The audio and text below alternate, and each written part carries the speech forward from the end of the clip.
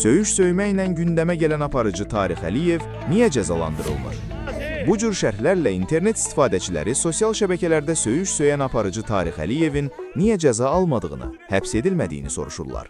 Bir gün əvvəl Baş Prokurorluq sosial şəbəkələrdə təhqiramiz ifadələr işlədən və əxlaqsız hərəkətlər edən istifadəçilərə qarşı tədbirlər keçirdiyini deyib.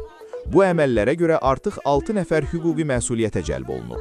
Bildirilir ki, internet məkanında ictimai əxlaq normalarını pozan şəxslər barəsində qanunvericiliyə uyğun ciddi addımlar atılacaq. Baş Prokurorluq sosial şəbəkələrdə söyüş söyən televiziya aparıcısı Tarix Əliyev haqda isə heç bir açıqlama verməyib, onun söyüşlərini görməzdən gəlib. Sosial şəbəkə istifadəçiləri yazırlar ki, əgər internet məkanında ictimai əxlaq normalarını pozan şəxslərlə bağlı qanunvericiliyə uyğun ciddi addımlar atılırsa, niyə bu qaydalar hamıya eyni şəkildə tətbiq olunmur?